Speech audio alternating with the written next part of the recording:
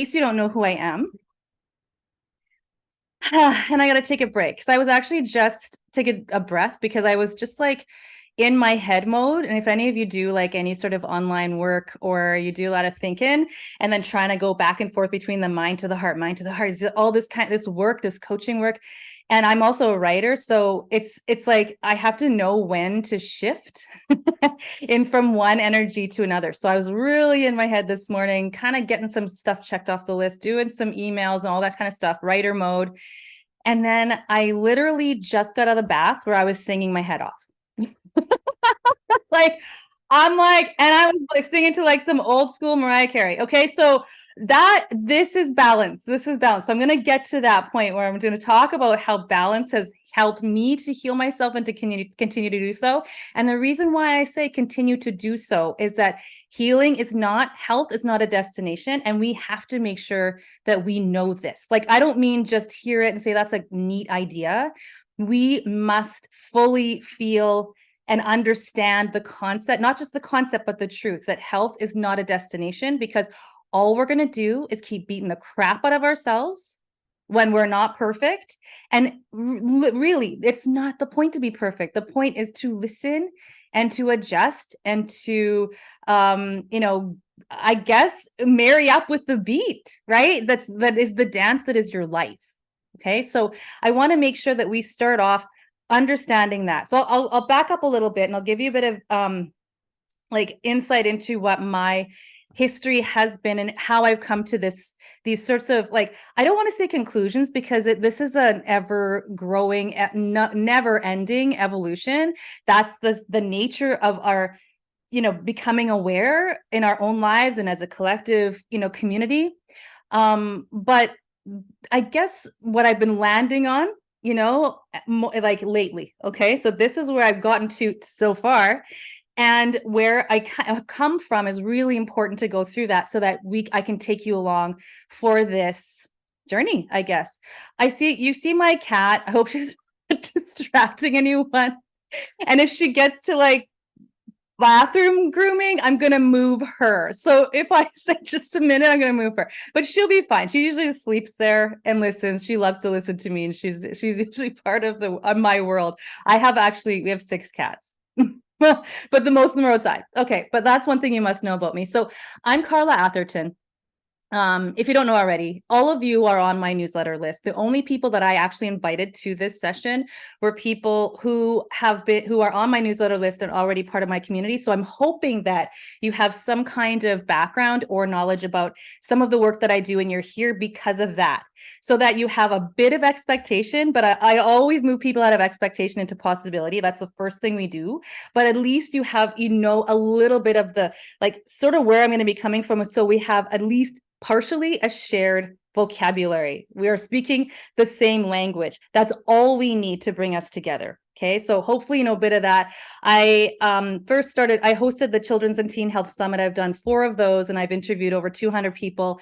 When I was in that area of my work, I was actually in the midst of really literally like a frenzied, and actually I think it was mainly fear-based, diving into functional medicine, because what I saw in the medical profession that was offered to us when my daughter had a diagnosis of type 1 diabetes was not adequate. It literally spoke against everything that I knew in my heart of hearts about our bodies and about wellness and about our possibility. I didn't know how to do it at the time. I didn't even know what that meant. All I knew was that what I was being told was a load of crap. Like it was a partial truth. I shouldn't say that because I don't want to poo-poo people who are trying to help, who are in professions that are healing, like helping professions. I don't want to do that.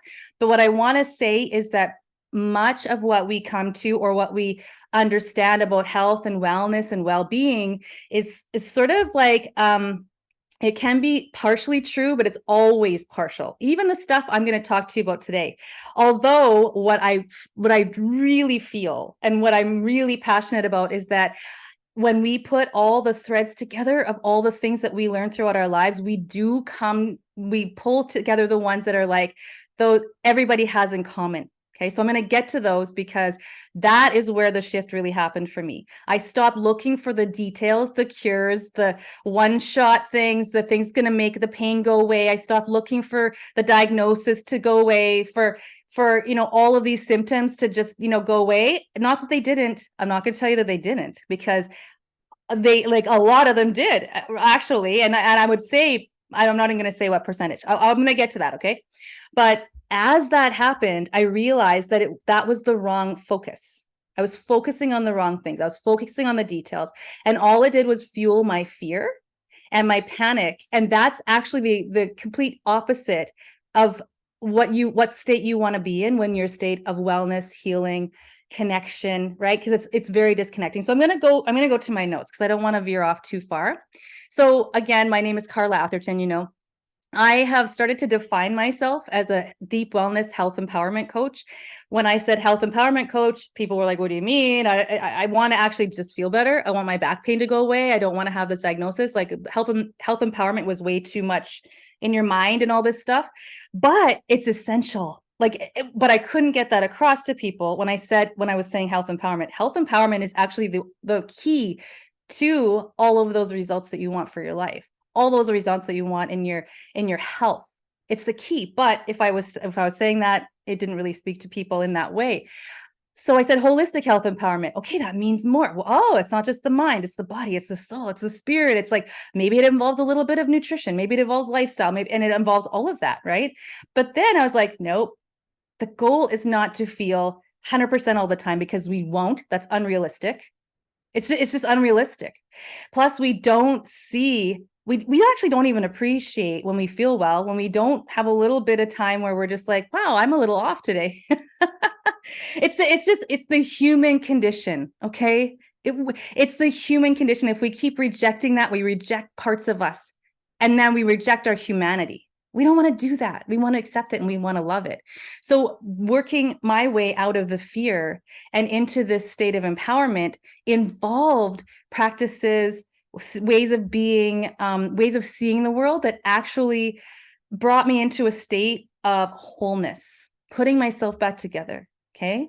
So in order to do that, I had to actually accept what was happening in my life, and not in a way that is giving up. That is very different than letting go. Okay.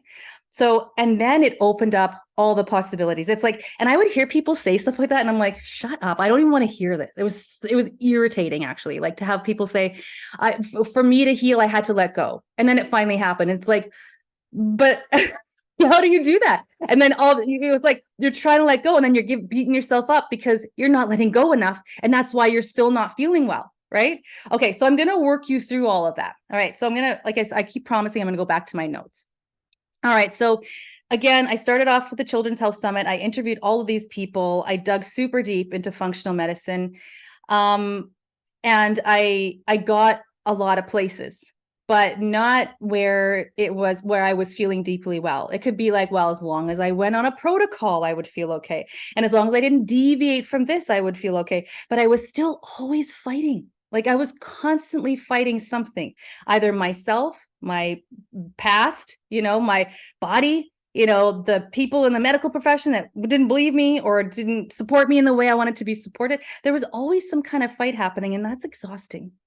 It's so exhausting. So I'll tell you first where, okay. So yeah, what did I want to say about that? Okay. So Children's Health Summit, I ran the Healthy Family Formula, and I still do. It's a sister site, but I moved more into this work that I'm doing right now that we're going to sort of unpack right now today, which is Carla Atherton inspired coaching. So it's not just coaching individuals, but also, like, and I'm always about the family, but also how we can be leaders and stewards. So we are people who are not just interested in feeling better and becoming deeply well for ourselves and for our own benefit, but also because we want to leave a legacy. We want to mentor. We want to help others. We want to be a lighthouse, a midwife, a light shining, like a person that can actually say, hey, look, man, I did it. So can you. To the kids in our lives, the youth that are struggling, right?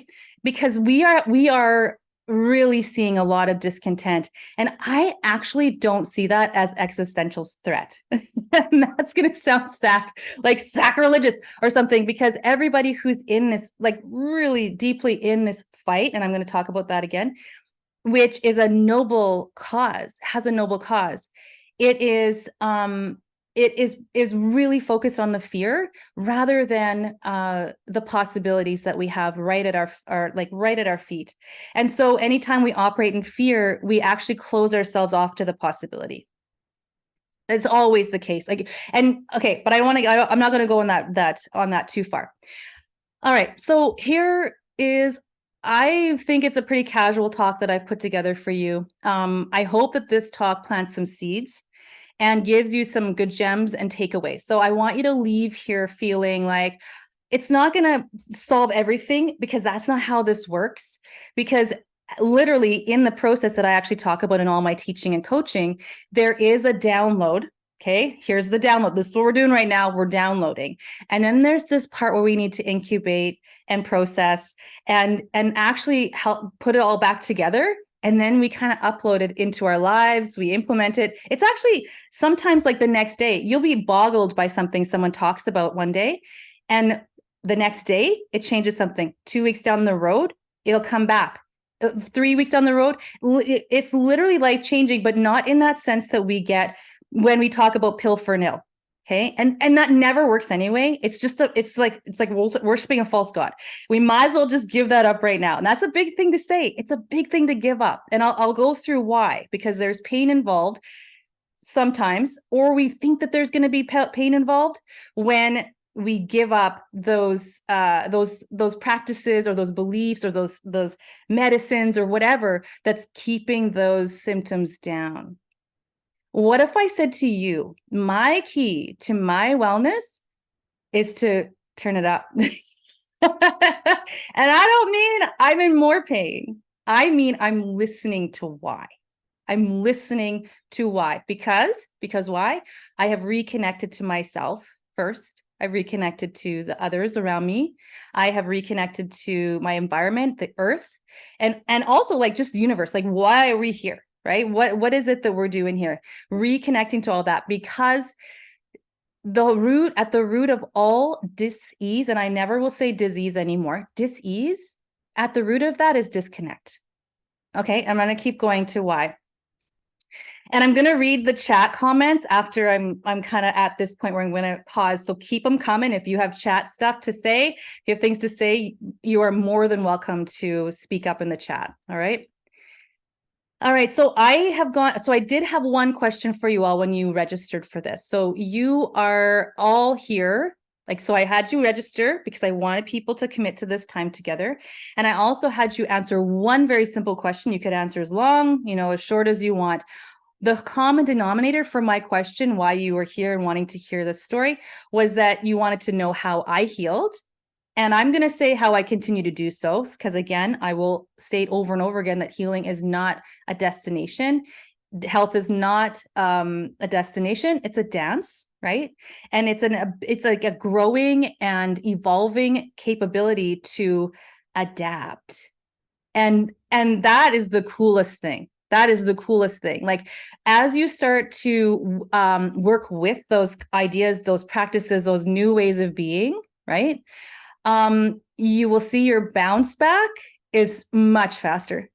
You will find the process less painful. And actually, the pain becomes information rather than suffering. You will suffer less because of that. And then you can let go of whatever it is that your body is trying to tell you, so that you do not have chronic symptoms. It's not the symptom. It's not, nobody's here because you had a backache yesterday and it's gone today. None of you are here because of that. You are all here because there is something consistent and persistent that you don't know how to move past. Okay. That is what's going on. So so I'm going to keep talking about that. All right. So, backing up. So backing up here. Okay. I'm going to lay it all out for you where I've come from. Okay. So I have had lots of time in this journey where I felt disempowered. I felt frustrated. I've been in pain, like a lot, like literally waking up And I had to get into the bath just to really, like 5 a.m, because I couldn't sleep anymore. And I didn't know what to do with myself, because at that point I actually had tools, but I didn't know which one. Like I was so uncomfortable. I can't even really explain what it was like. It was like every fiber of my body was inflamed, and I would have to lay in the tub and just like let the water heal me. And actually that's one of the things actually I find that's really, really healing is water itself. But that's another topic for another day. We could probably talk for an hour about that. And I was in a state, I wouldn't say it was just pain. It was also suffering, because I'm going to come back to this over and over again. Pain plus resistance equals suffering. Okay. If you resist it, you will suffer. If you understand, find the causes, you resolve it, you release it. There's so many things you can do there. That moves the pain and that acknowledges the reason for it, that won't have to scream and yell at you anymore.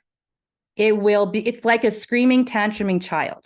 It will quiet and it will move on. It will have no reason to cause this level of discomfort in your life anymore. And that goes for physical, mental, emotional stuff that is screaming at you right now. And it's usually all three. It will manifest in all three of those areas. Okay, so with every challenge, so I had this like warrior person in me, okay? And this warrior would kick in. And I want to call her a sacred warrior, and I'll get to that reason in a moment, because she is sacred, yet she was taking over. And so, but she kept me surviving. And I've always felt this core sense of strength, like this warrior in me, and things were pretty hard at times. And but the trouble was that the battle is not sustainable, like I was saying before, and there's never any rest. And so it's exhausting, and it distracted me from what new experiences I could have. Now, I won't say that I regret any of my life at all. I don't regret even a second, not even one bad decision. Well, maybe like a couple, it could have been a little easier. But I literally look back and I love my life, and I don't want to see it necessarily as a badge of honor. I don't necessarily want to see it as anything to regret or lament or poor me, I'm going to stay in my story. I see my story and my part in it as I see myself as the protagonist. And this is what I encourage in my clients as well. You are the protagonist. You're not the victim there. And you're also not the aggressor. And you're not the person who's to blame. And there's none of that. You are just the protagonist. And you move through life with what you've got at the time. Right. So through my life, so when my life started, the beginning of my life, I want to say, I use the word riddled, but I'm very picky when it comes to the words that I use, but I'll use it right now just for effect. But my family was riddled with addiction and was very emotionally unstable and unavailable actually to me. And there's lots of childhood trauma that I'm not going to get into. And I want to say though, before I go on, is that what we do in the trauma field now as well, we're becoming very aware of how early childhood experience, even in the womb, even ancestral, that stuff lives in our tissues. It lives in our DNA. It lives in our memories unconsciously. It triggers and it recreates the past over and over, because our minds and our minds, I guess, and our biology has adapted to that to keep us safe. It's literally to keep us safe. So it is a brilliant adaptation, but it doesn't allow us to move forward. So addressing that was important. Okay. Realizing that was important. Yet we cannot only see our families and our history as being something that we have to heal from. Our families, our histories, ourselves, our lives, our experience are also beautiful. So it's part of the totality of my existence. So there was also great joy. We sang our heads off. We used to like clean the house to like Jane Fonda workout, and we'd play Prince. I should have worn my Prince t-shirt, right? Like Purple Rain was when I was growing up. Okay. I was the 80s or whatever. Right. And we'd listen to like Fame, the Fame record, and like the record would skip as we were like jumping around dancing. We had so much joy and so much laughter, and we had so many moments of insight and love. I'm never going to say that because we had trauma, instability, addiction. There were reasons for that. And those were adaptations because of my family, these family members, their own disconnection to their self and their own disconnection to others and the world around them. This is a cultural issue. Okay. I just want to say that. Then later, we had pretty serious medical diagnoses. So I mentioned one, right? So type 1 diabetes, that's a shitty one. If you think about it, it's like, well, this led me to thinking about mortality. Like, you're a young mom, I have, 3 children, they're all healthy. We don't really have to think about, what if I screw up and my kid doesn't wake up the next day? What if that, like, you don't have to think about that on a daily basis. Could happen to anybody. Like you could go, get hit by a car or have a car accident. Things like that happen all the time. But it was a daily reminder at that point that this could happen. These kinds of things, I actually think, put us into a different understanding of life itself. And it literally trains us into a different way, different things to consider, so that when things do happen, you got it. You got this. Like, I mean, okay, so when I mentioned that, and I'm kind of digressing just a teeny bit, but when there was the lockdowns, right, which were really hard on everybody for varying reasons, everybody had their own story and their own experience of it. For me, actually, it wasn't difficult. And that sounds like, and some things were challenging for me that were going on between people, all the polarity and the differences and all the fighting between people about what we should do, what we shouldn't do. And that was tough, like, to be able to like navigate all that. But myself being responsible for my own wellness, not knowing, if any of these institutions would ever start up again, and, all these things about how was I going to make money, and like, how am I going to get supplies, like that stuff we were prepared for in so many ways because of our challenges. So I would never, ever, ever, ever, ever, ever say, I wish something was different, because it wasn't. I really don't wish it was. All right. So later on, again, so we have this, I had an aunt who had cancer. I was part of her support team for many years. I was actually there when she passed away. I'm not going to say who all the time. So we've had scleroderma, thyroiditis, depression, Lyme disease, stroke, anemia, heart disease, and on and on. Like that's just the biggies, right? And so we also had like very long parts where we were very disconnected as a family. Although when we moved into the country, the purpose was to become closer, and we literally imploded. And that was a lesson as well. So we had like serious financial, marital troubles. We almost lost our house twice. And then all the trauma and the struggle that comes with that in an internal family unit. And then myself, okay, so here's me, dissected carotid artery, okay? That was crazy. That was looking my mortality right in the eyeballs, baby. And you know what I did with that? I laughed my way through it, even though I wasn't really supposed to laugh, because I had this clot that could have went, up into my brain. But what happened was that throughout my stillness practices, I was able to move through those things that were still working their way through my body by not catastrophizing them. Now, I want you to come away from this talk with that word. Do not forget the word catastrophize, okay? Because as soon as I learned that word, anytime that I make a really big deal out of something, which could be a big deal. Like, I mean, I wasn't really keen on the idea of dying. I mean, I didn't want to die. I have shit to do.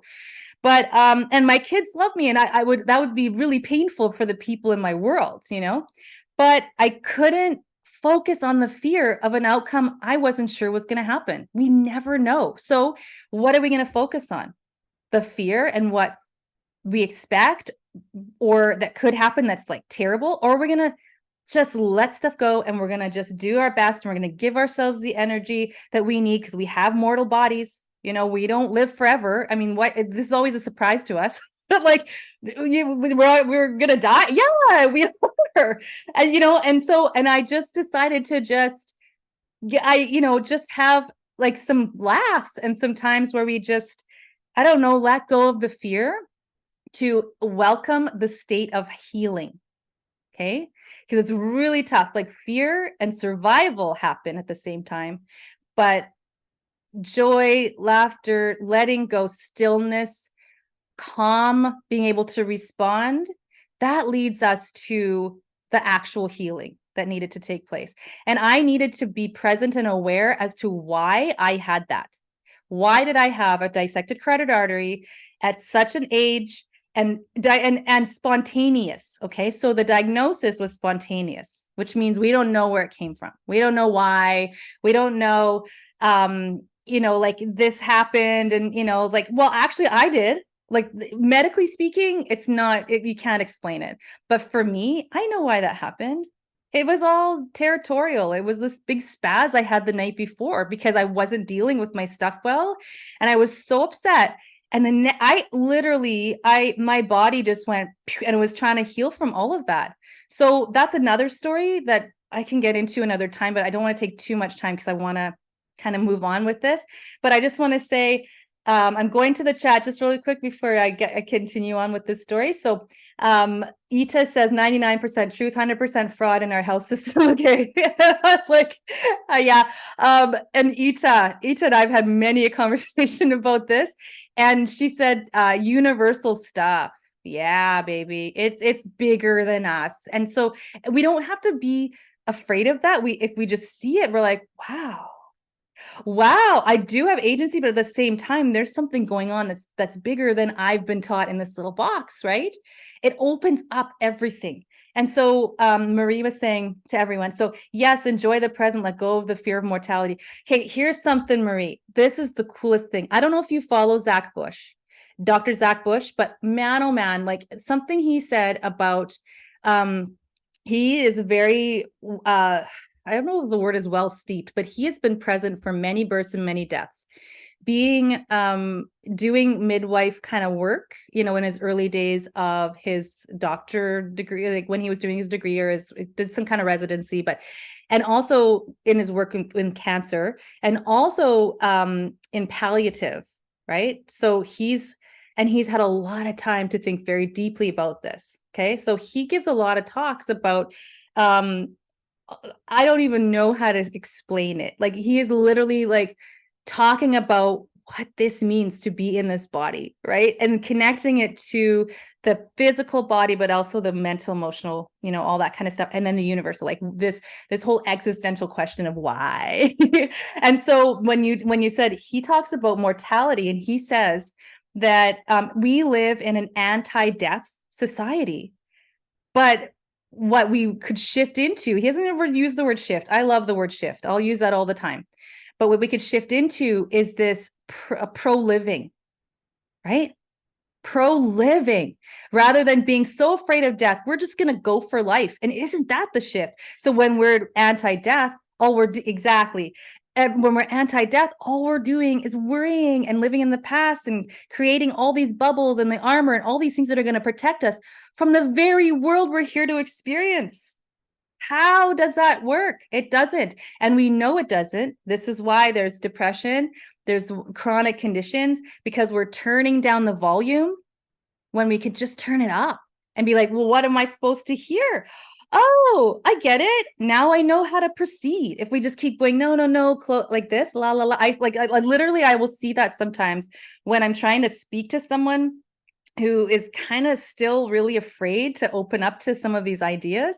This is what I see. La, la. I'm like, no, just like open up. There's music, there's art, there's joy, beauty. Okay. So I'm going to keep going. Okay.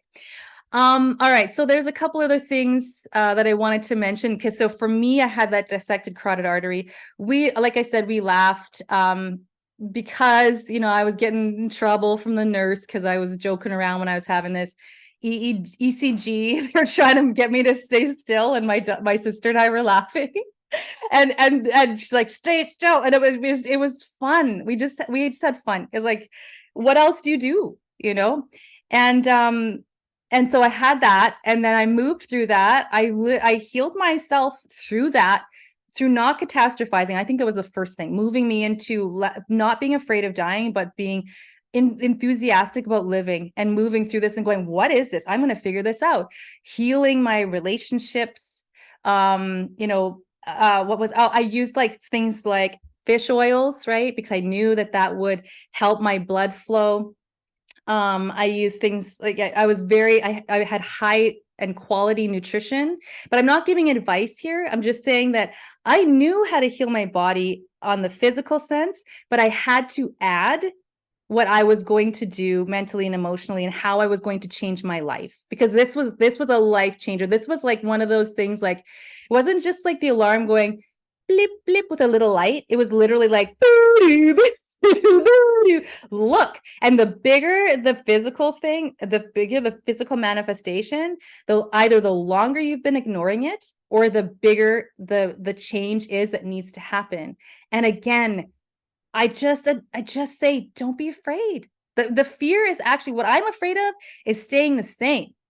That's what if I'm afraid of anything, that's what I would be afraid of, is staying the same pain, same complaints, same stuff I don't want to do, the same, relationship problems, the same conversation that happens every single day that's never resolved, right?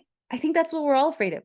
We don't want it to stay the same. This is why injury is challenging, but we can move through it. But when it's chronic, that's when people start feeling desperate. That's when we're starting to say, like, I can't live like this anymore. I don't want to. That's when the fear sets in, right? When there is no change. Okay, so, and I just want to mention a couple of things. I've had burnout, mystery symptoms, extreme fatigue, like extreme fatigue, lots of gut issues, food sensitivities, and what I call that whole body ick that I talked to you about, that I would have to sit in the tub and just literally like try to feel a little bit better before I went on with my day. And I think I've had such my spirit is just like insatiable, not insatiable. It's like, it can't be killed. And I think that's what carried me through all these physical things. Right. And so I suppose maybe it's my spiritual warrior, maybe my spirit warrior. And again, she's sacred. She helped me to survive this. She did.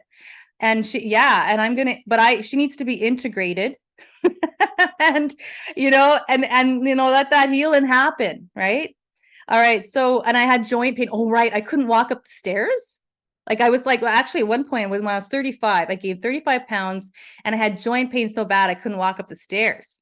Okay. That was a long time ago. And I'm like, don't feel like that anymore at all. I had balance problems. I was actually worried about my brain because I thought, like, what's going on with my brain? Because I couldn't balance. I had like debilitating migraines at one point in my life. I had organ pain, kidney stones, fogginess, memory problems. That's when I started to worry. I was like, ooh, I don't need that. And I was way too young for that. And I was studying the brain really, really deeply. Like I studied a lot with Datis Karazian and his group. And I studied a lot. I even like traveled around and I took so many courses. I took hours and hundreds of hours, like stacks of this, reading it, trying to help all the kiddos I was helping while I was still trying to make sure I was maintaining my own healthy brain.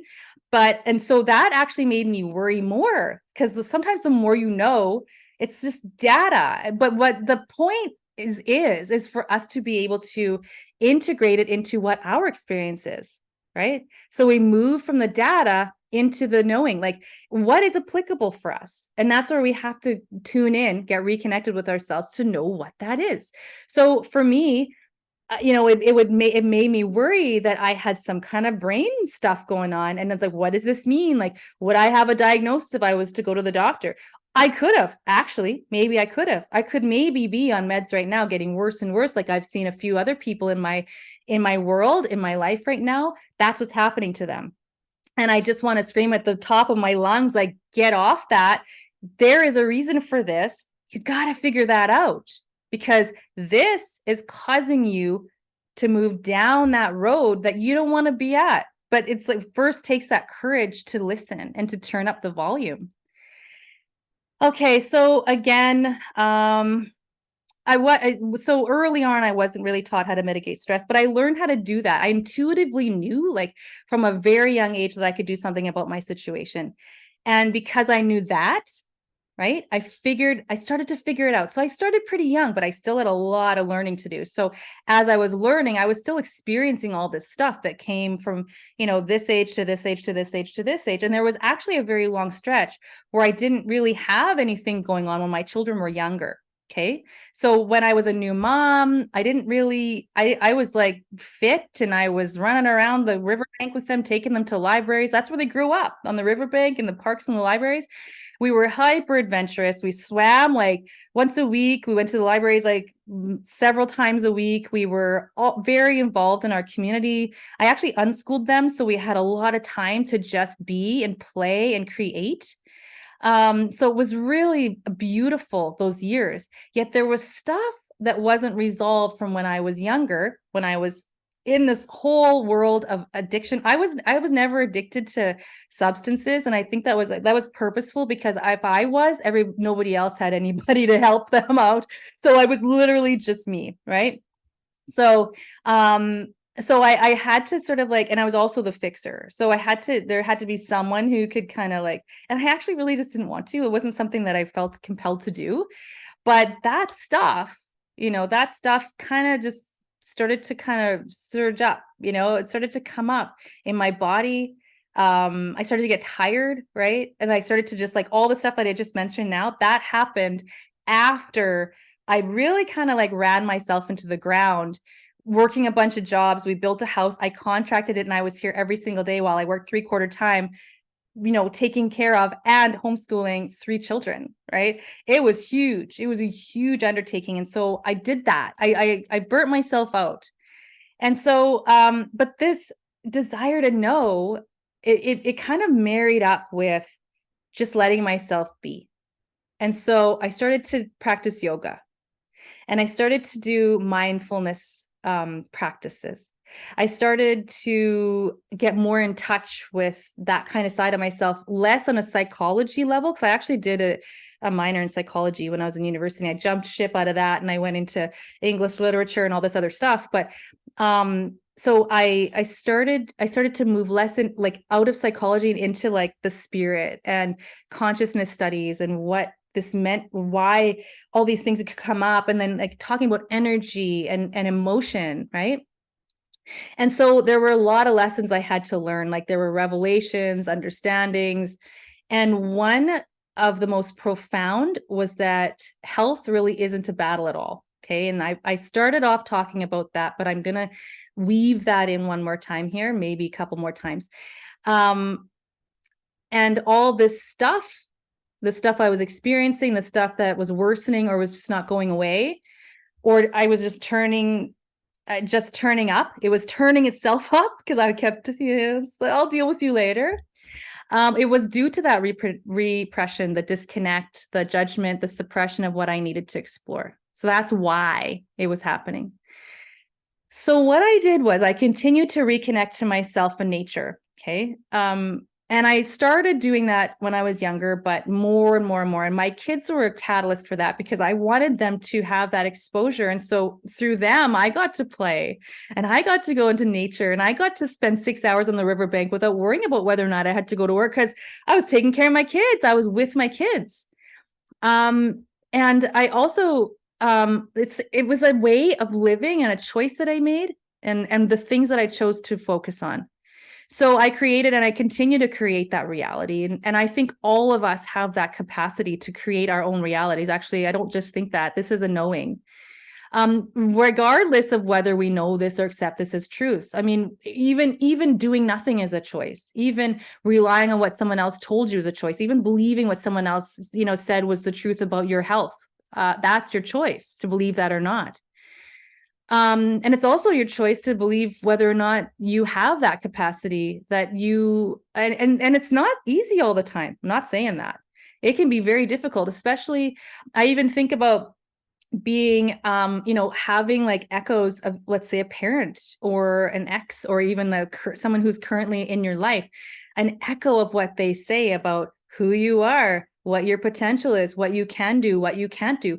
That stuff can be really helpful because some people are extremely like unlimited in themselves, so they can see that in you. But some people have such limitations on themselves, they can project that on people outside of themselves. So they see this is impossible to heal from this diagnosis because I haven't seen it happen. And that's what they say in this medical world. But that's just what they think. And that's just what that world thinks. But it happens every day.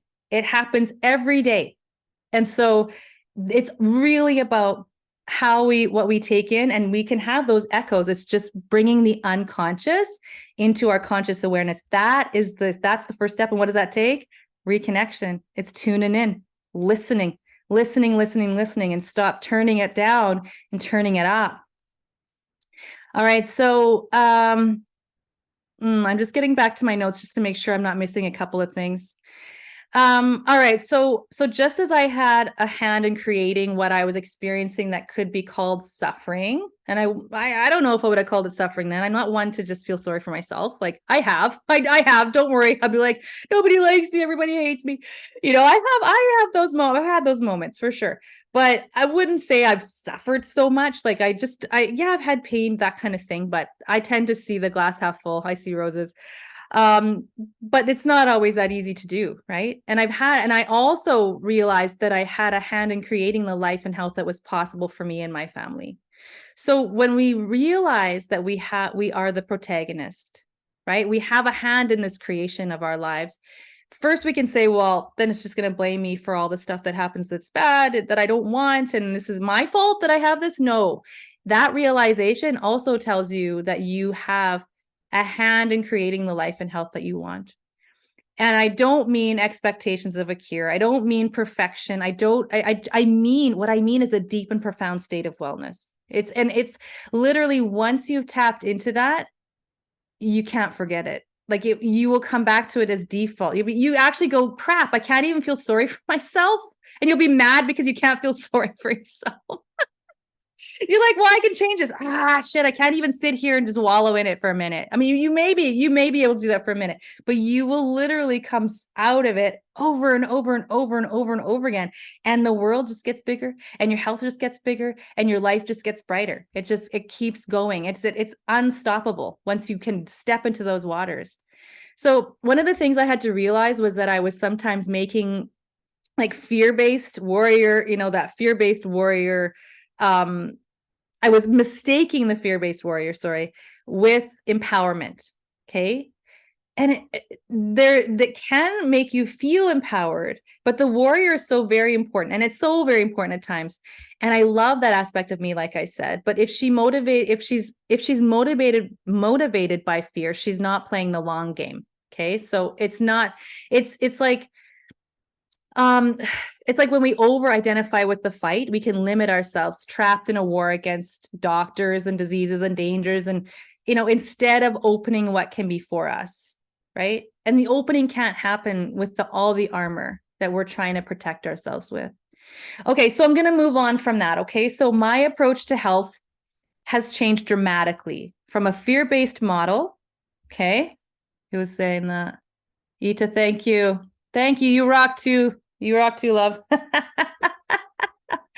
All right. So it's moved. And even with Ita going through this whole process with me, she's witnessed a lot of this, because even when she started, I thought this was so empowering, and it was to some degree, but it was still a fear-based model of fixing mine and everyone else's pain and discomfort. Right. And with a lot of other people who are wanting to do the same thing, all of us fixers, all of us, big-hearted people, which there's like a lot of us are. But we had this goal of a cure but then I moved from an inspiration-based coaching style where I support, guide, and show first myself, then other people what they can do, right? Rather than what they should do, in order to move into each of our own flow of deep wellness, whatever that means for us. But it's always that undercurrent of I'm well, I'm happy. It's like you could be in the worst situation and go, but I'm so happy. How can I be happy still? And it's not delusional. It's literally a state of being, right? So first I had to go through this like a significant and still evolving process of shifting. Okay, so here's the shifting, right? And this is what I teach now. Everybody I work with, shift how I think. I had to do that first. Shift how I felt, shift what I could imagine, shift what I did in my life, and how I was. That shifted everything about my life. I had to shift the language I used and I thought in. Okay. And I'm just going to go through topic by topic because I want to get to a practice here right away. I had to undo and unravel all the constructs, the beliefs and conditioning I grew up in. And really that we all grow up in, to give my mind, soul, and heart the quiet space to listen, to breathe, and to expand. But first I had to, and this is again key, I had to reconnect with myself. And this took and is still taking some excavating and stillness I didn't know before. I didn't even know this before. I actually didn't. I remember, like taking something for like Midol, when I was 17 for cramps. And I literally didn't even know I could do something else. I just thought that's what you did. I didn't know that I could eat better, or I could, like move around, or I could put a hot water bottle. Like I didn't know. I just literally thought this was my only option. And I ruined my stomach doing that, as well as taking lots of medication for my migraines. You know what cured my migraines? You want to know what cured my migraines? A better diet. I was severely deficient in vitamin D, and I had B vitamin deficiencies because, again, crappy living. And I didn't know I was living crap. I just this is what we did in the 80s, grow up on craft dinner and McDonald's. And so, and literally I started taking a supplement. I don't have to take it anymore because I've shifted my body, but B vitamins, I took vitamin D, I changed my diet, and I stopped drinking coffee. That's all I did. And I had debilitating migraines where I couldn't even get off out of a dark room for 12 hours straight. I would be so desperate, I'd go to the hospital for Demerol. Okay. And then it wouldn't even touch it anyway. Didn't matter. And it would just be like out of the blue. Well, I actually realized there are trigger foods, and I realized that MSG can trigger migraines. And I realized that if I stayed up all night, my body would be so depleted of energy that I couldn't function. And that would be part of like whatever triad that was going to come together that day for that migraine to happen. So I literally, all I did was look at it. And I'm like, oh, and those are just the body things, right? Those are just lifestyle in the body. But there was other things that could have been at play there too, but they did come up later on in life as a different manifestation, different symptoms. Okay. So, language. Yeah. So, and I also had to undo and unravel all the constructs, the beliefs, the conditioning I grew up in. Now, this is a big one. Okay. But I just want to plant this seed here today. These like I said, these are constructs we all grow up in, and I had to give myself room to expand. So I know I said that already, but these constructs are so pervasive, and we're gonna go through a really quick exercise to demonstrate that right now. But I just want to plant that seed again. Okay, so first I had to reconnect to myself. And this took and is still taking some excavating. Okay, so that I already said. And then so methods of suppression dumb down the body's signaling system. So I had to learn this. This was an aha moment for me. Methods of suppression, like the medication I was taking, right? Dumb down the body's signaling system. It's saying, man, you are deficient in vitamin D and B vitamins. Get the hell outside and eat better. That's what my body was saying. And I was ignoring it. I was taking take the medication. And I just had to listen. I could respond. So this was another thing, an aha moment. I could respond rather than react to my body, to my life, to situations like, oh, I'm just going to have a spaz now because that's what we do when we're upset. We spaz out. No, we get off the crazy train. We stop, we get off the crazy train. We don't want to cause all kinds of cascades of the hormonal cascade, the brainwave state, the mirror neurons, the relationship issues, the mean things that are said, or the bad decisions that are made. Hey, man, stop the train, get off at the station. And so I had to learn how to do that. And I'm still learning how to do. I'm not learning how to do. I'm still trying to practice it more and more and more, even though I'm like, this, this amount of time I'm doing it, this kind of still feeling like I want to react to this. Oh, it's an old trigger, it's an old hurt, it's something, right? Still excavating throughout our lives. Okay. I also learned, this is another aha moment, I could prevent and move through challenges so they do not have the need to become chronic. Like I said, when we don't excavate and look at it and turn up the volume, we don't move through it. It just keeps turning up and turning up and turning up. And so, yeah, that was a big aha moment for me. And I also realized that I could heal the causes rather than cope with the symptoms. Because I think that many of us are running around trying to cope with the symptoms, just like get through the day, just, please, like, let this stop. What can I do to turn this down? Or just cope, like, this is my life, I'm going to accept it. Again, like I said, accepting certain parts of all these things doesn't mean that it's going to stay the same. It's actually allowing it, your body, your psyche, your mind, your soul, to release it so that you can move on. It's literally the answer. Okay, so I want to do a little exercise with you right now, okay? So I want you to just take a couple of breaths, okay? And just like breathe in, breathe out. It's not going to be like a super quiet thing. And exhale. You can exhale through your mouth. Sometimes it's really nice to exhale through your mouth because you can let out whatever stuff has been energy that just needs to kind of move, okay? So we're going to do one more. And we're going to breathe out of our mouths again.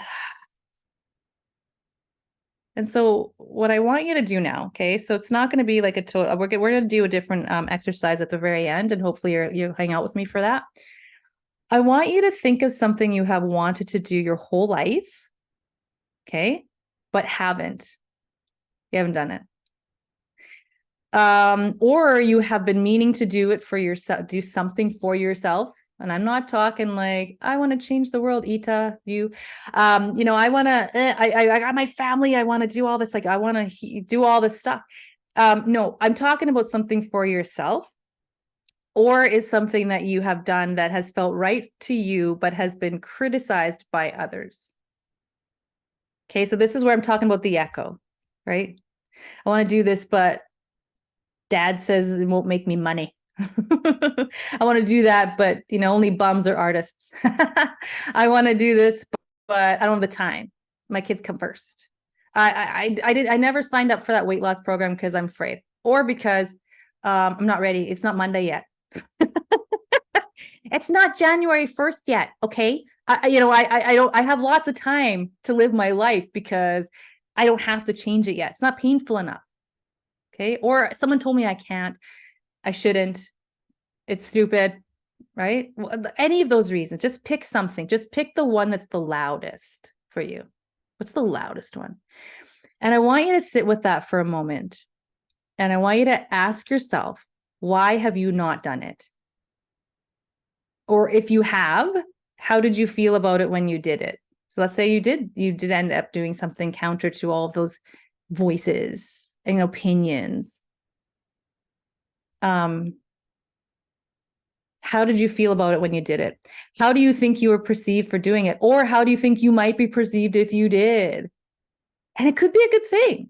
It might be like, well, if I actually did do that program, I actually might feel like better about myself because I committed to myself.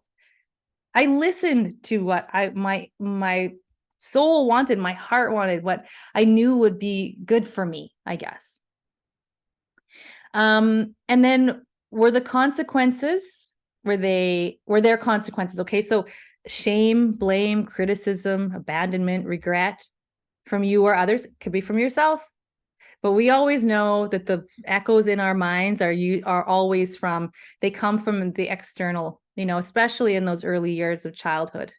Okay. Those things are like, whew, they're deep. They go deep. These aren't good or bad, but I'm kind of clumping them as such. I shouldn't do that. But was there relief, joy, inspiration? Okay. So any of that stuff, or could it be a combination? It's a relief for myself to become an artist, but not from my dad. And I still feel scared what he's going to say, like that. There could be a combination, and there could be a lot of conflict. And that's tough too, right? The conflict within. The people who make us safe, we want to be safe in the tribe, and what we truly believe that we need to bring to that tribe. There's discord there. Okay. Can pull us apart. So I wanted you to sit with that.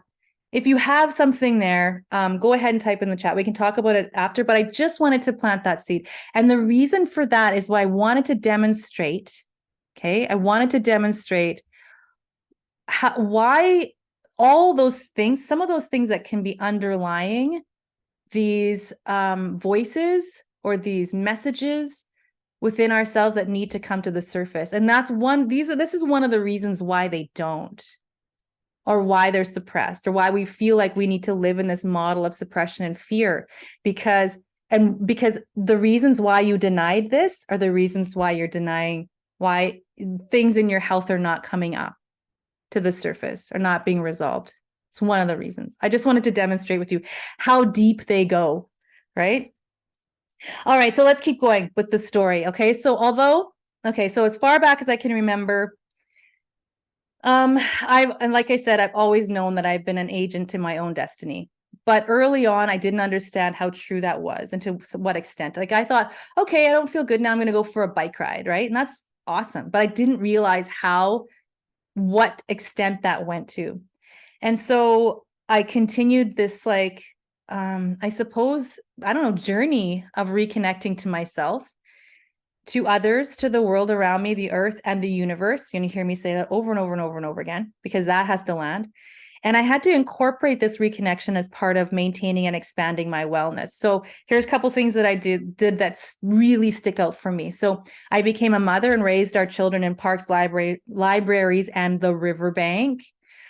I started to see how lifestyle and nutrition were important, and to feed us better and better. Like, every day it just got better, and every month and every year that went by, I learned more and I understood more. And I want to say one thing about this though.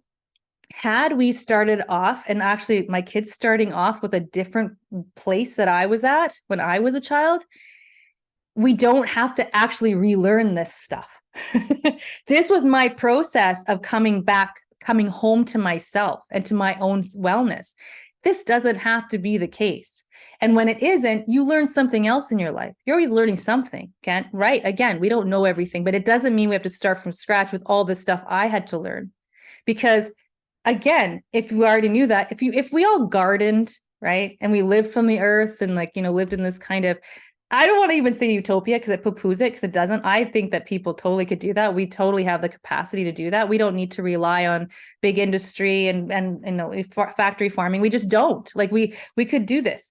But again, people are like, well, I got bills to pay. I got this. Yes, okay. I live in an urban area. Okay. But if you really peeled it back, if we lived that way, it would be natural. We wouldn't have to undo all this stuff and peel it all back and find all these different things that, different ways of being. I remember when we had friends who were gluten-free. They couldn't eat gluten, or chose not to.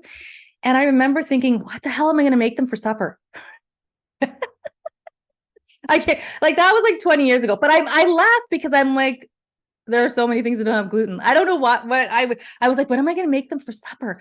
Oh my goodness. Okay. And I wasn't distressed, and I was very happy they were coming. But at the same time, I was like, I think now, and I'm like, that's kind of easy, so as we move through it, things become easier. But also, if we start wherever the starting point is, there's that capacity for us to just simplify. Because it looks complicated, changing your lives, changing your habits, but it's actually simplifying life. Okay. So we bought land. This is another thing we did. So we bought land and started a life on a rural homestead, and we held space for our family in nature. Now, like I said, that had its whole can of worms of challenges that I'm not going to get into today. But what we did allowed for this to happen. Again, I don't regret anything. Actually, this is one of the things I think we did that was the best thing. It was the hardest. It was really hard, but it was the best. And so, so I traveled and I soaked up worldly cultures, which was beautiful. I studied, continue to study while at the same time critically thinking about everything I chose to engage with. It's a big thing. I'm not going to get into that though. I opened my mind and intention to things that elevated me, moving away from polarized debate into unifying reconnection. It's another thing we really work through in all my coaching and programs is unifying rather than polarizing. I just got tired of debating and I'm right, you're wrong, because it gets to the point where you have to be right or you're nothing. You have to be smarter. You have to be, it's like this whole world of competition. And it totally deafens us to like other people's brilliance, our own brilliance. It just disconnects like a bad wire. And I started teaching what I was learning. Then I taught what I was relearning. So again, like I evolved and then I taught what I was evolving into. And I started to understand that symptoms are signs. Okay, so here's some points for you. Okay, so if you want to go back to your and compare for your own health and your own wellness and what might be landing for you and what you can kind of take away from this and apply to your own personal state right now, I started to understand that symptoms are signs and how are they for you, okay? And communication from the body, the unconscious mind, even the soul, and are not bad. Even the ones that are uncomfortable, they're not bad. They are symptoms, they are signs, they're communication. Next one is that I brought parts of myself, of my family, my community, culture, and world that I rejected out of exile. That's a really important thing. That's a whole couple weeks of work that we do in this, or deep wellness sessions we do on this topic of exile. But just to plant the seed here, what parts of myself, I there are so many parts of myself I had to bring out of exile. And same thing for you. What are those things? Like, is it the weak person? I can't be weak. Oh, that was me. I could never be weak. I had to be smart all the time. I had to fix everything or else like I wasn't a good person, or I'd feel bad or guilty. But I was always motivated by love, I think, but also too, like, I actually was disempowering people by thinking that I could do more for them or better for them than they could do for themselves. So that's really wasn't always the best thing. That's not. So this is why empowerment, self-empowerment is essential. It's essential. Okay. So what is that? That I had to bring all those things out of exile. The good, bad, ugly, it's not even bad, but the good and the ugly, all those things, those had to come out of exile to bring us back whole into this wholeness. I saw firsthand that we are brilliant beings, always healing if we have the right inputs that give us energy. And if we first and foremost get out of the way.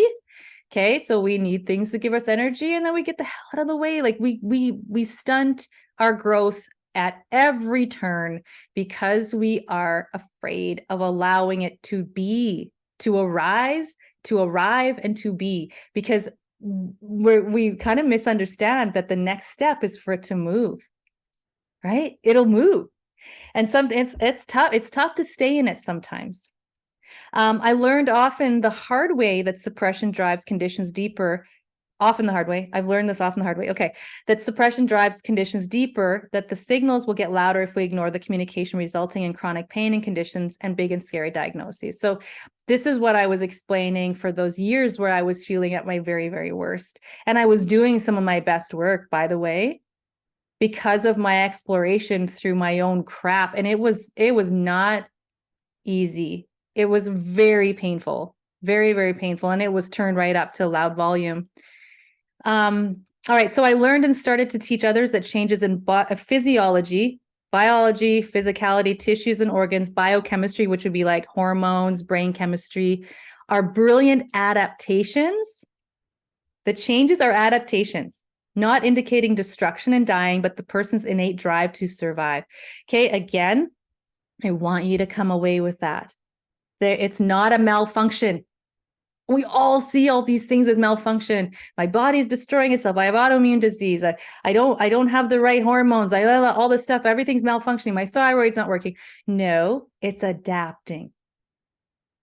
If we find the reason for its need to adapt, then it will no longer have to adapt. Like, let that one land. That was huge. That's huge, huge shift. Okay. I'm just going to leave that for now. And so despite all the struggle, like I said, I actually really don't wish any of it away. Not even 1 second, because it was my life and I love it.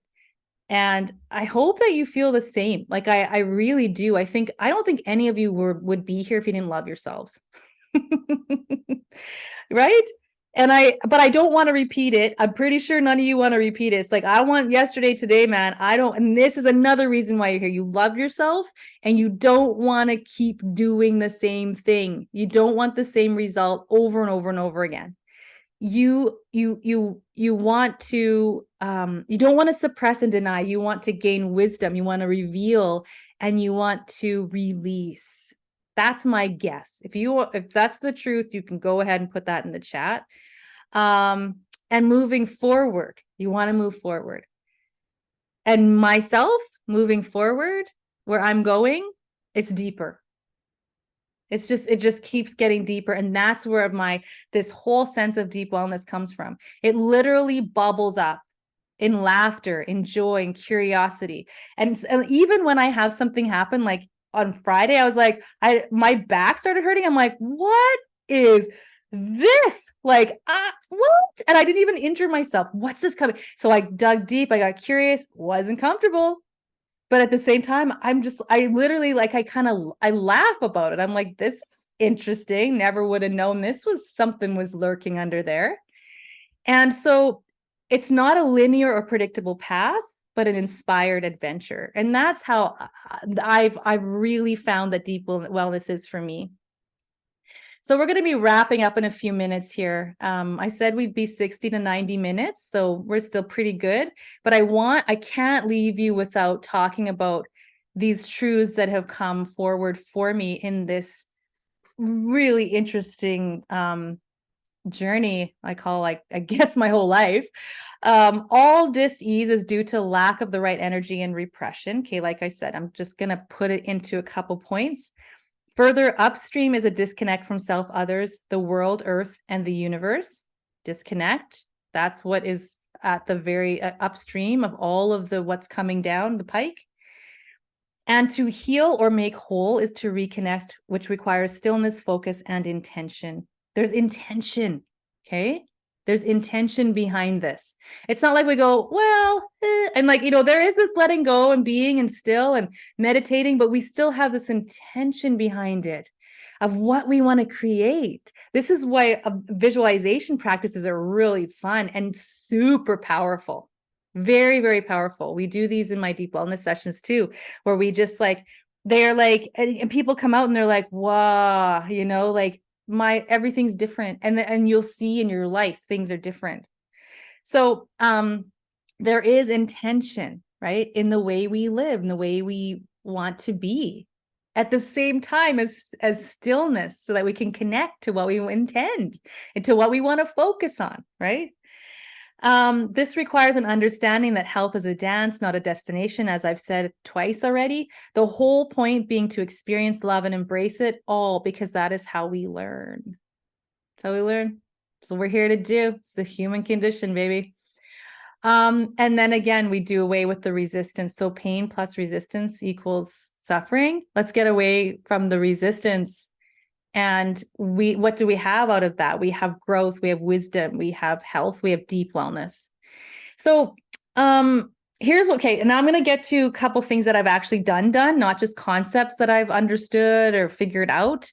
So for me, I create my own reality. We all do, right? We decorate our houses, we play certain music, we, whatever we do in the yard, we create stuff. We have I have books all over. I have essential oils beside me. I've got my tea here. I use this mug a lot because my son gave it to me and he chose it from a local potter, purposefully for me, because he knew that handcrafted work, I appreciate that. And I know someone made this and my son picked it out. And my daughter, another mug I use all the time is a mug that my daughter bought me that it's all printed with Shakespearean insults.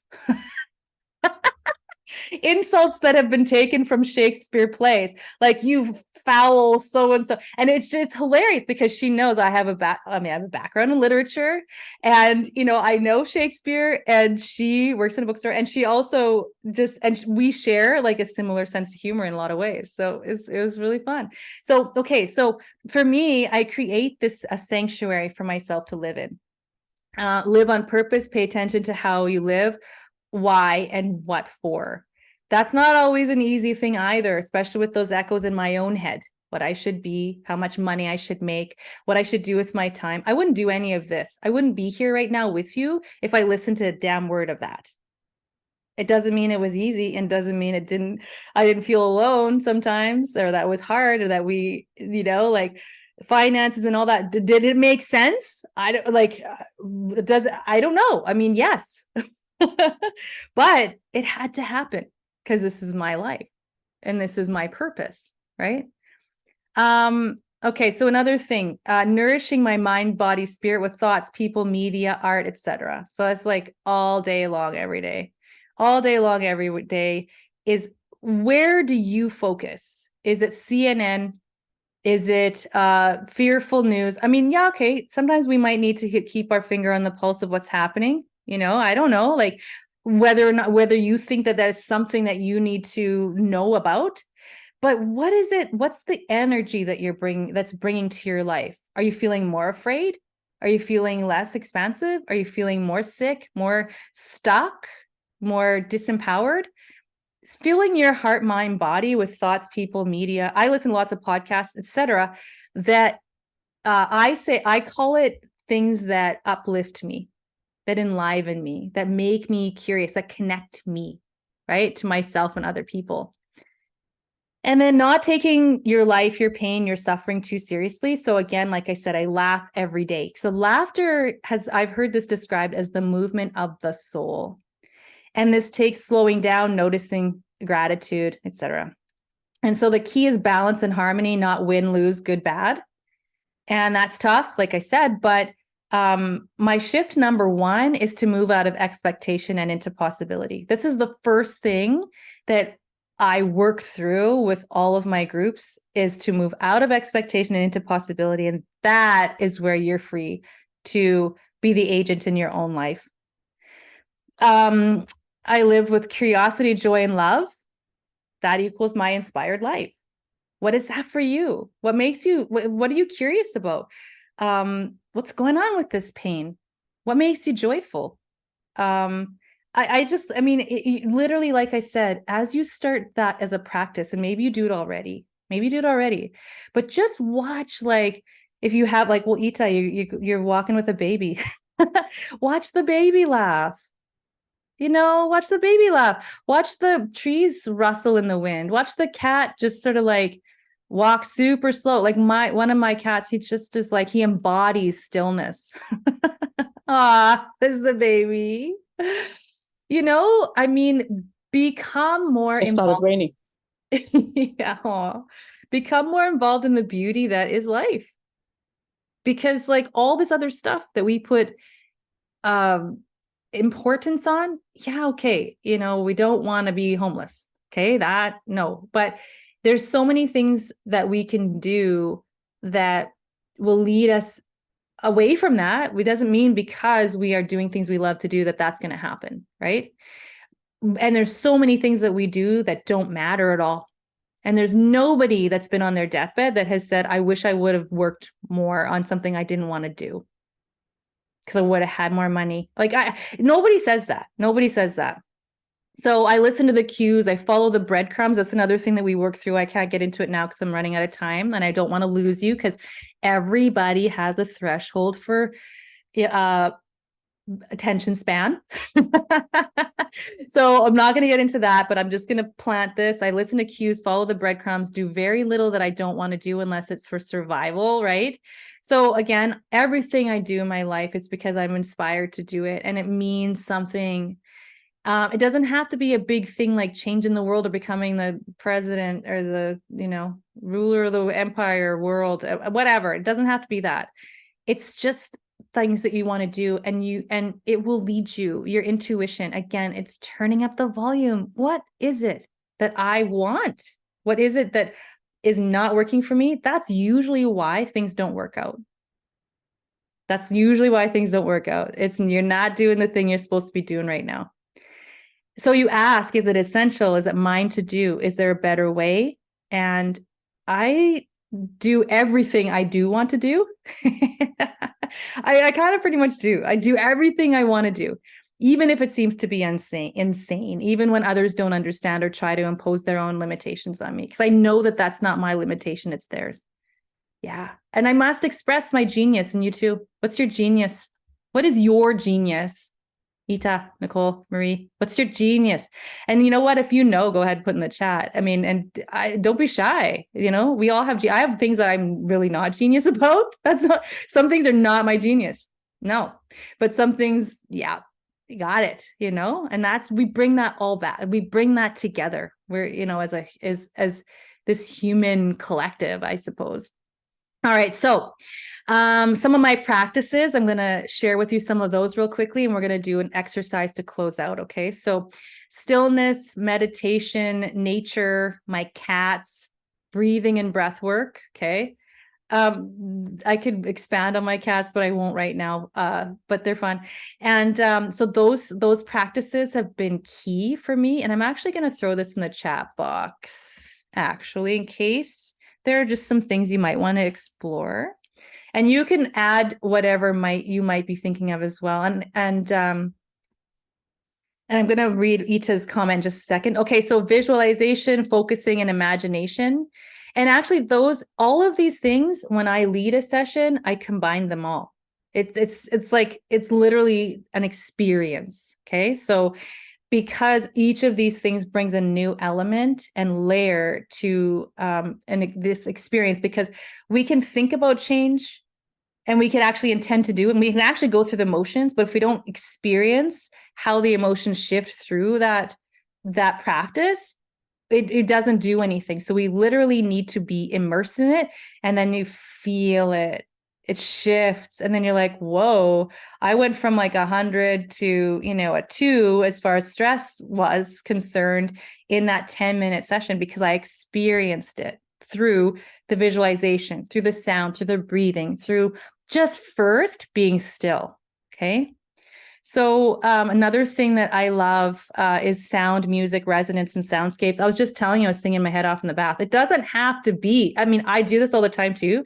I use like really wonderful tracks that are specifically built to have binaural beats and you know, stimulate certain brainwave states, and like, you know, hormonal cascades happen after that, and blah, blah, blah, all these different things, which is beautiful. And I do those a lot.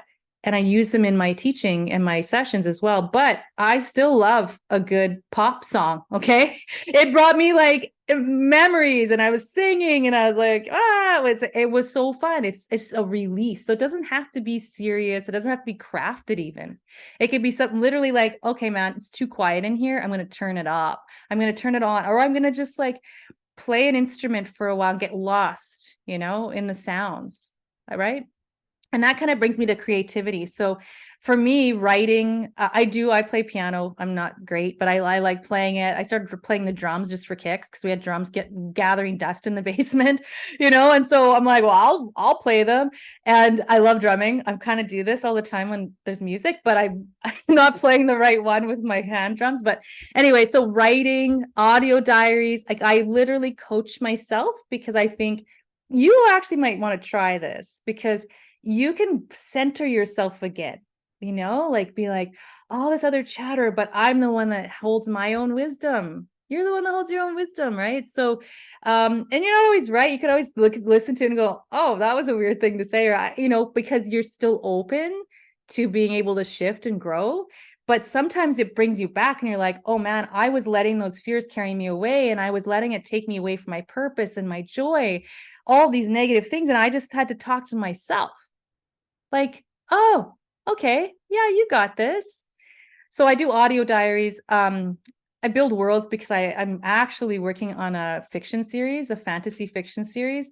And it seems like, what is that? That's totally crazy that you're doing that. And it's like, what does it have to do with all your work? It's like actually the culmination of all of my work.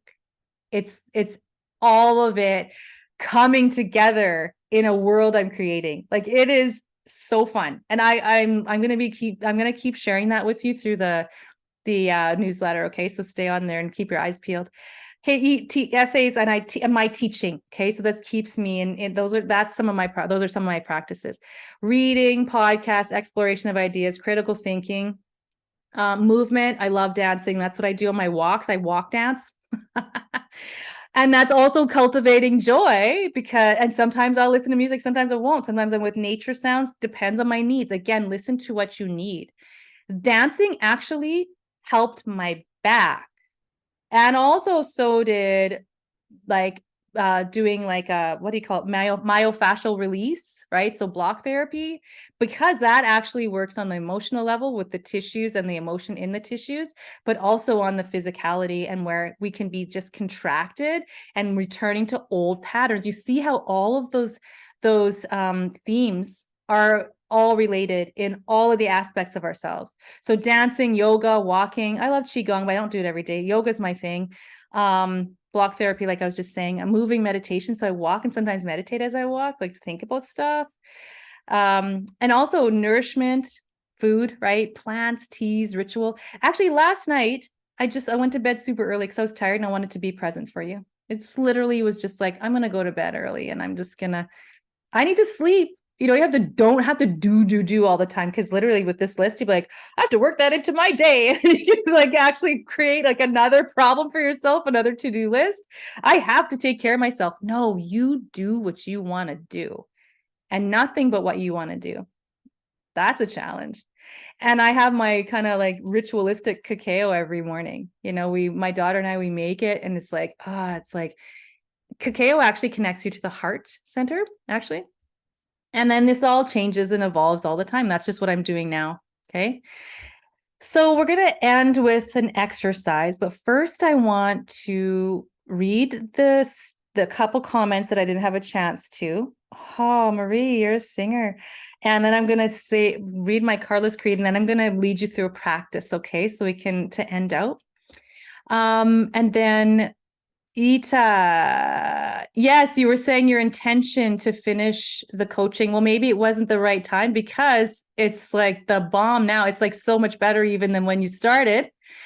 And you were saying, thank God I'm now experiencing shifts in my life and my children's lives where I have an in empowering my own marriage and them to own up to in their lives. Yeah. And I think it was, I think like the energy as well as like, you can, right?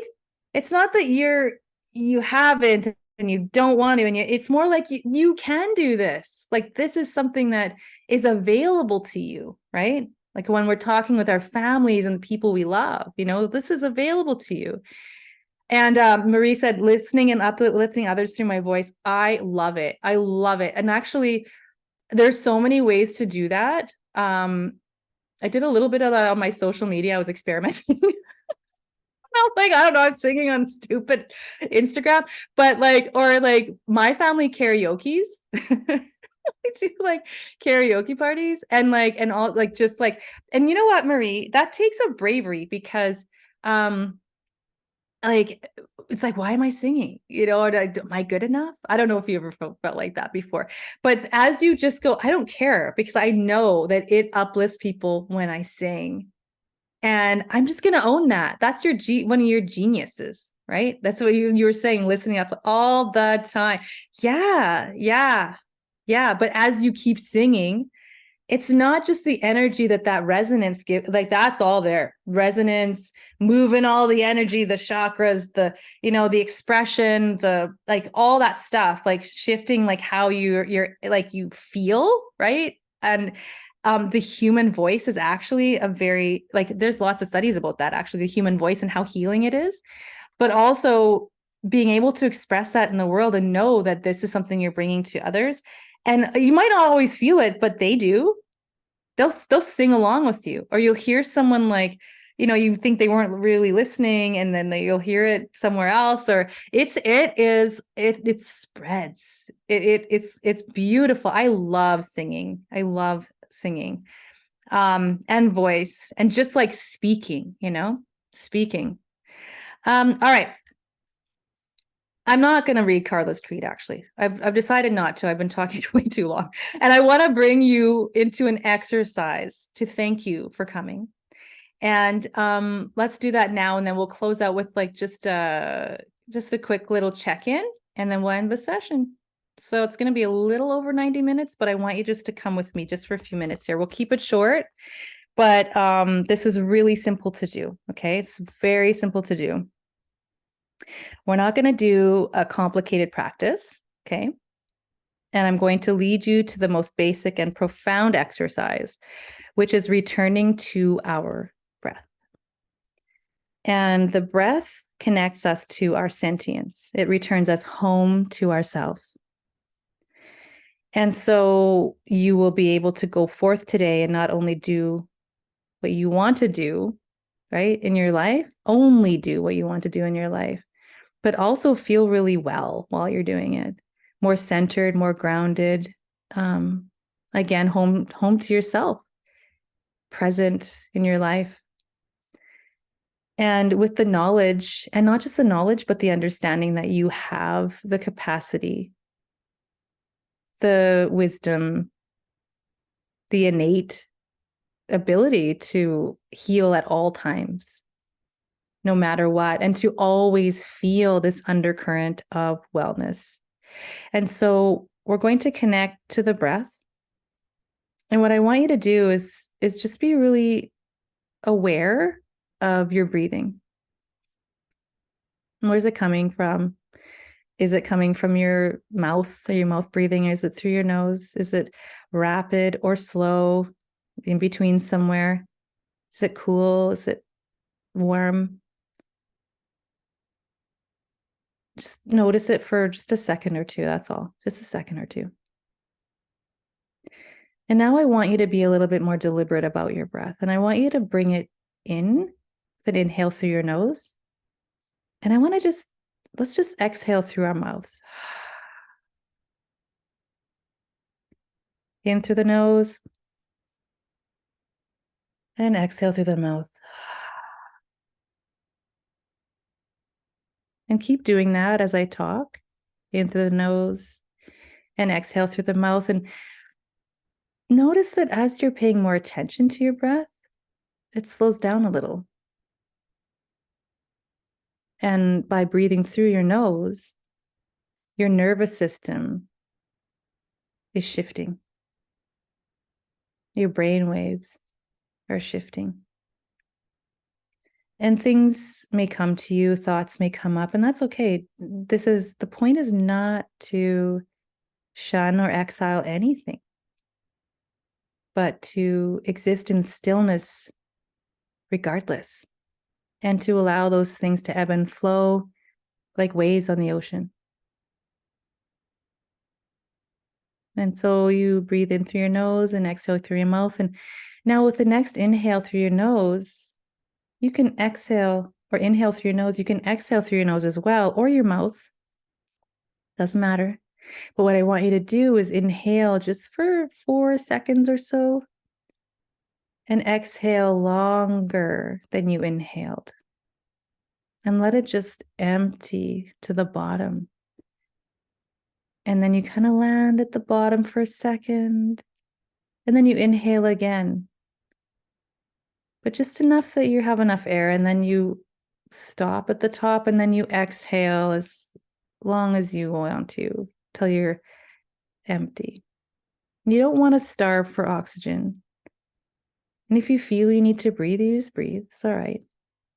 But just focus on and have the intention with a longer exhale. So inhale through your nose and exhale.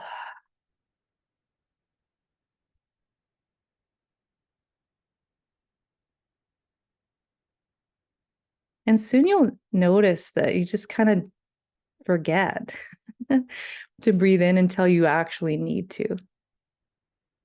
And as everything starts to calm, You move into the parasympathetic state of rest and digest and repair and heal. No matter what's going on around you, even though there are things in the world that exist and there are people in your home, for now, we're just focusing on the breath because all of those things will be there when we come back. And when we come back, we bring with us the stillness we have cultivated. So I just invite you to do a few more breaths in through the nose and out through the nose or the mouth.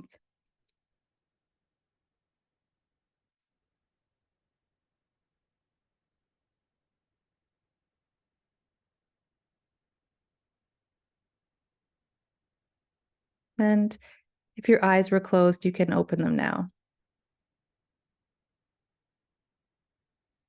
So I hope you're feeling grand and lovely.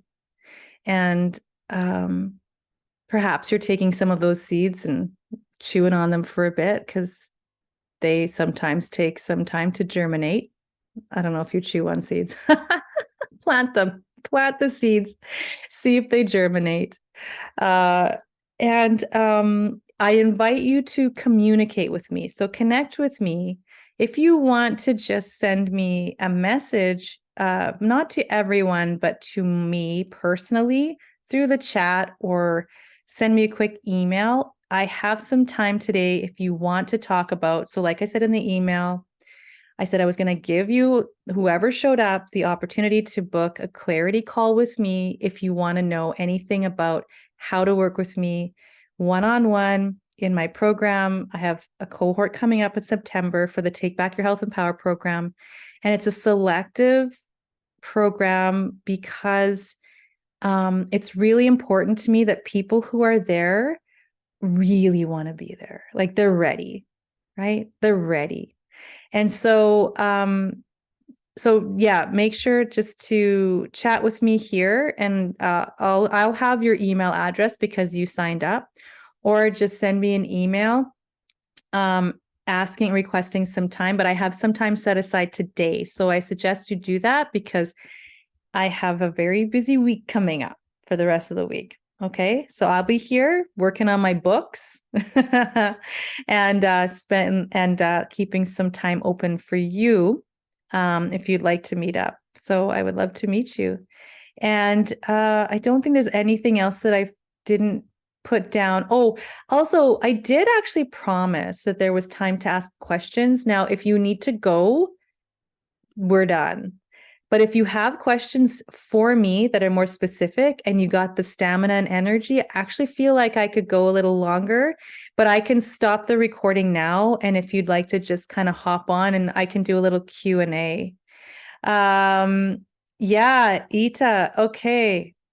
Yeah. Okay. Sorry. I shouldn't read those out loud. Those are private messages. Okay. So I'm going to just stop the recording. And then if there's Q&A, we're going to go for it.